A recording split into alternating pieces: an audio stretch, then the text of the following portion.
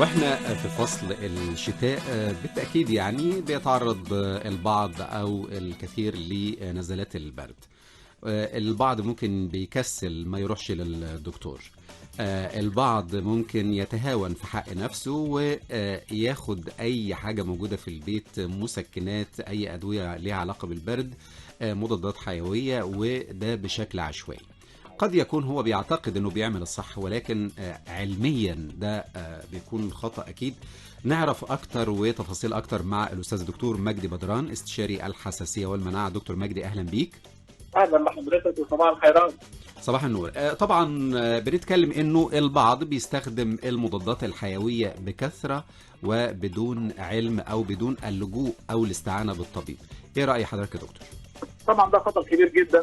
لازم نعرف ان اغلب الامراض الشتويه جايه في الفتره دي كلها بتبقى فيروسات معناها انها لا نحتاج مضاد حيوي. المضاد الحيوي يعمل فقط ضد البكتيريا. الاضرار ايه؟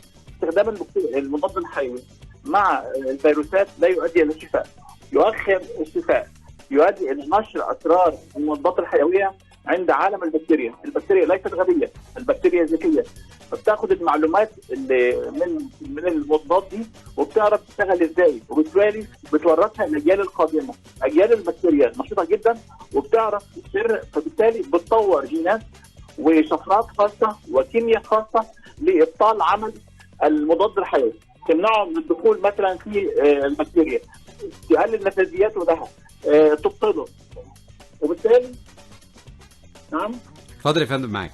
وبالتالي بيجي الانسان يدخل في المستشفى يبقى محتاج مضاد حيوي لا يعمل معه. التوابع بقى عدم الاستجابه للمضادات الحيويه المعتاده، حرمان المريض من فرص العلاج بالمضادات الحيويه التقليديه، تفاقم المرض، بطء التعافي، زياده حالات وفترات الاحتجاج في المستشفيات هيكلفنا جهد ومال كثير. اللجوء لمضادات حيويه جديده وتبقى في الغالب غاليه ونادره وفيها ممكن تبقى سميه اعلى.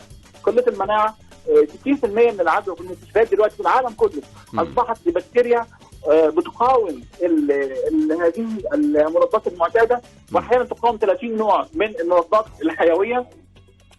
ده كله بيؤدي الى تهديد العالم كله بمشكله كبيره جدا، الا وهي مقاومه المضادات الموجوده.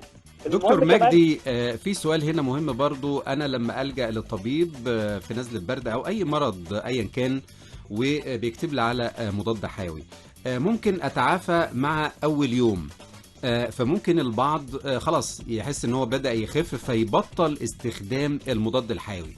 هل المضاد الحيوي واستخدامه مع اي مريض ليه فترة معينة لازم نكملها حتى لو المريض حس بالشفاء؟ هو لازم يحسن. لا تحسن الاعراض ده يختلف من انسان لانسان، ولكن لا يتخول الانسان ان هو يفصل او يوقف خطه العلاج. لازم نستمر لفتره العلاج المحدده، ولازم اروح للدكتور وفي استشاره، واحيانا محتاج مضاد حيوي 10 ايام او اسبوعين لو فعلا انا محتاجه. 1 2 ان تكراره بدون امر الطبيب برضو خطا ثاني.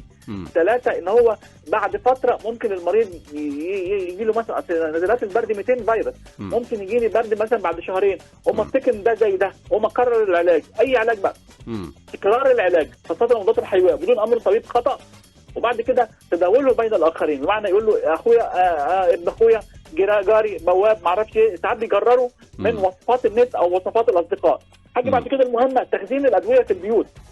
ما حدش يخزن دواء في البيت يقول انا هحتاجه اكنه تطعيم او اكنه لقاح هيمنع. ده برضه خطا. في الدول الاجنبيه ما هو بيبص على تاريخ الصلاحيه يا دكتور مجدي، لما بيحس انه تاريخ الصلاحيه موجود ومستمر ممكن ياخد منه. يعني في الدول الاجنبيه ممنوع بيع المضاد الحيوي في الصيدليات للمواطن العادي الا بروشته، ومش بيديك الدواء في العلبه بتاعته، ده بيقول لك في عبوه فيها كام قرص كام حبايه هتستخدمه على حسب برنامج العلاج او وقت العلاج. يعني يبقى ده خطا كبير جدا، لان ده انتشر كمان في عالم الحيوانات. الحيوانات دلوقتي بقى فيها اللبن واللحمه فيها مضاد حيوي، والسمك بقى فيه مضاد حيوي في العالم كله، فبالتالي ده هيحرم البشريه من دواء كان بيستخدم احيانا. احنا عايزين دلوقتي ان احنا نشكركم طبعا، نشكر كل الاعلام الوطني ان احنا عايزين ننشر ثقافه لا المضاد الحيوي الا بامر الطبيب. 2 ان احنا هنستكمل دوره العلاج لو احنا عندنا مضاد حيوي كامله، ان انا مش هستخدمه لاغراض كانه تطعيم او ان انا للوقايه ابدا. المهم زياده الوعي للاخطاء اللي احنا قلنا عليها، ولازم كمان الجمهور يبقى عارف ازاي يعزز مناعته. وازاي يمنع انتشار الميكروبات. انا لو عرفت طرق العدوى طب انا هقلل من العدوى، مش لازم كل مره اخد طيب حاجه. دكتور مجدي، سؤال مهم: ازاي النهارده انا انشط الجهاز المناعي من خلال الاكل الصحي والمشروبات الصحيه؟ ايه نوعيه الاكلات اللي هي دايما ده اللي احنا عايزينه. بتاكد على تقويه جهاز المناعه؟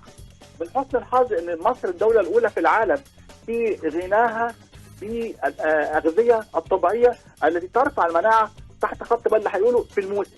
يبقى الموسم ده الغذيه بتاعته موجود دلوقتي عند الخضره والفاكهه، كل ما هو موجود ما هيرفع المناعه. عندنا 25,000 ماده طبيعيه موجوده في السوق المصري من اغذيه طبيعيه ترفع المناعه.